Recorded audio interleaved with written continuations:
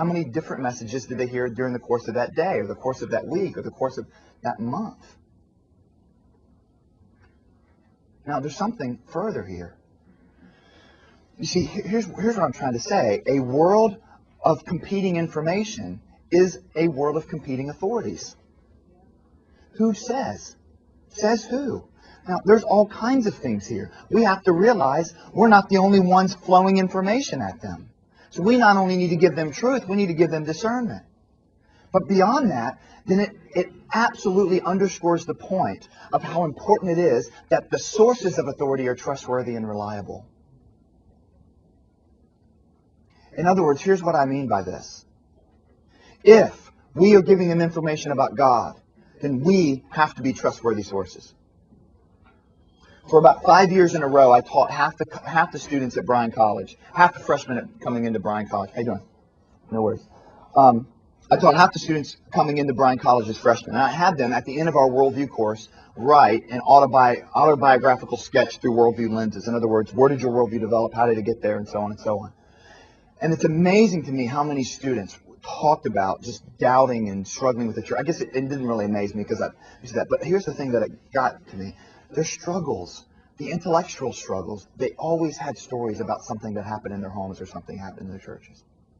I've talked with hundreds of kids that are about to check out of the faith in the last 10 years. 90% of all those conversations come back to something that happened in their homes. 90% of those come back to something that happened with their dads. I was scared to death to be a dad.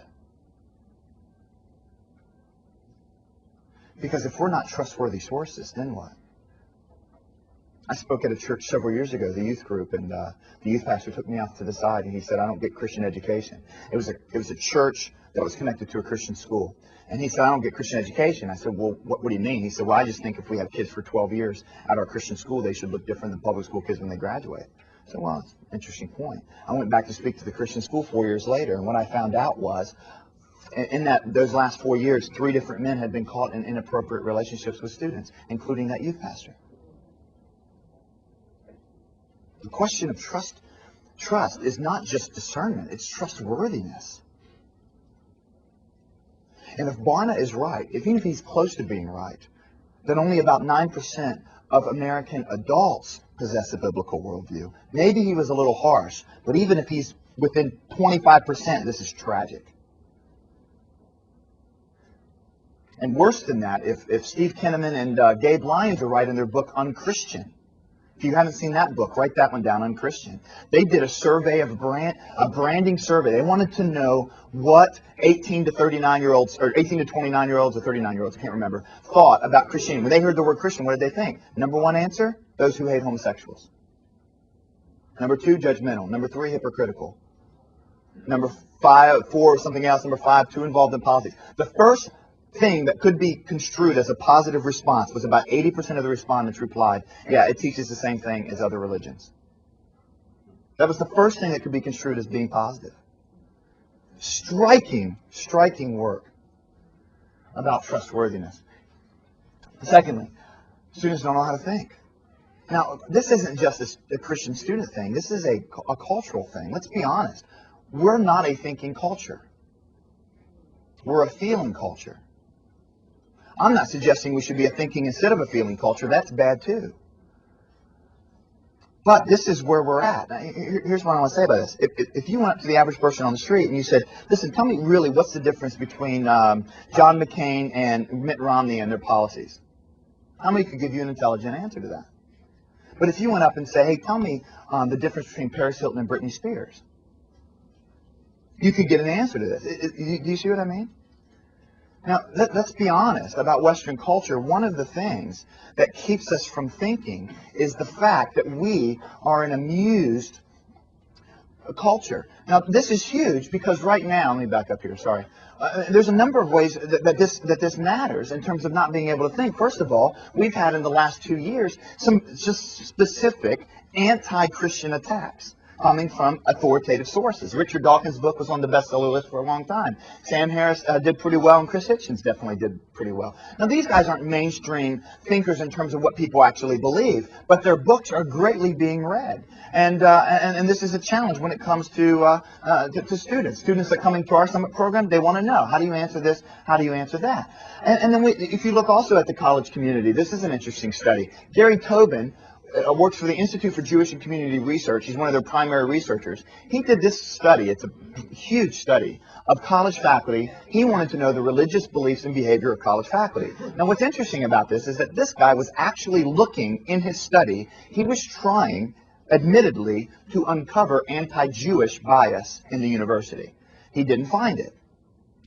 What he found was anti-Christian bias. So this is someone looking for something completely different. The only two groups he found bias against were Christians and Mormons. Christians were at a rate of 50%. 53% of the faculty didn't admit that they disagreed with evangelicals. Get this. 53% of the faculty admitted that they held unfavorable feelings towards evangelicals. Now, they admitted that. And bastions of tolerance and that sort of thing. But here's some of the interesting things. Faculty are much less Christian than the public. Faculty are twice as likely to identify as liberal than the public. Third, and it's interesting. Most faculty believe Christians should stay out of politics, but they're undecided whether Muslims should stay out of politics. This is what he found. So the attacks that come at students when they go to college are enormous. Now, I know this personally. I went to a Christian church, went to a Christian school, graduated, went to a Christian college. This is before I transferred to Bryan. And the motto of this college was, "Thy word is truth." That was the motto of the college. Thy word is truth. I walked into my freshman New Testament class that everyone was required to take. The most prestigious Bible professor on campus taught us that most of the miracles in the Gospels had been fabricated to embellish the Gospel accounts. Now, I had grown up my whole life knowing that the Bible was true. Knowing that the miracles weren't fabricated. I had no idea what to say to this guy. He had 56 reasons why you couldn't trust them. I had none why I could trust them. This happens everywhere that I go. I was speaking down in Florida 2 years ago. A mom came up to me. Her daughter was dual enrolled at a local community college while still in high school, 16 years old. She took an Intro to Humanities course. They had a professor come in and talk about the arts. The professor showed different pieces of art, including one called Piss Christ. It's a jar of urine with a crucifix turned upside down in it. And the question was, does this offend anyone? If you raised your hand and admitted that you were offended by this mother's account, they asked you to stand up, and they attacked you for being intolerant, bigoted, and closed-minded. I was in North Carolina, and a college professor at Western Carolina came over and talked to me, and he said, one of my colleagues did something like that this year. I said, what do you mean? He said, well, he started his class by saying, my goal this semester is to prove to you that the New Testament can't be trusted. We heard of another college faculty that begins her class by splitting the room. We want all the conservative Christians over here and everyone else over there. My goal is to get everyone from this side of the room to this side of the room by the end of the semester.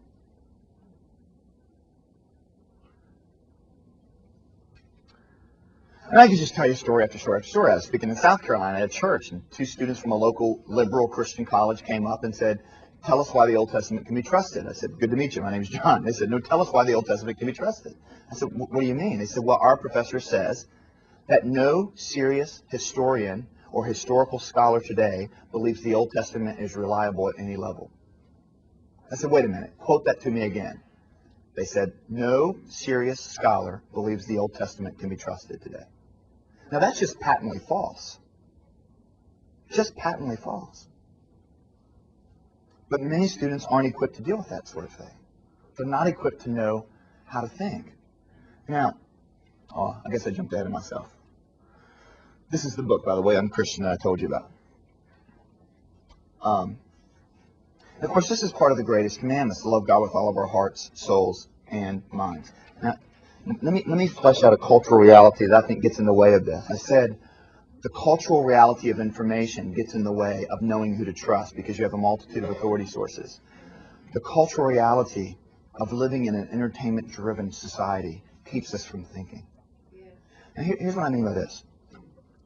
In my view, the worst thing about contemporary entertainment isn't the amount of sex scenes. It isn't the amount of cuss words. That's not the issue. It's an issue. It's not the issue. The issue is entertainment as a reality, as a culture-driving force, makes us think about things that aren't important and keeps us from thinking about things that are. It distracts us from the real world. It distracts us. We are a distracted generation. We err if we look at this generation of students and say, they're so apathetic, they're so apathetic. They're not apathetic. They're passionate about Halo 3. They're passionate about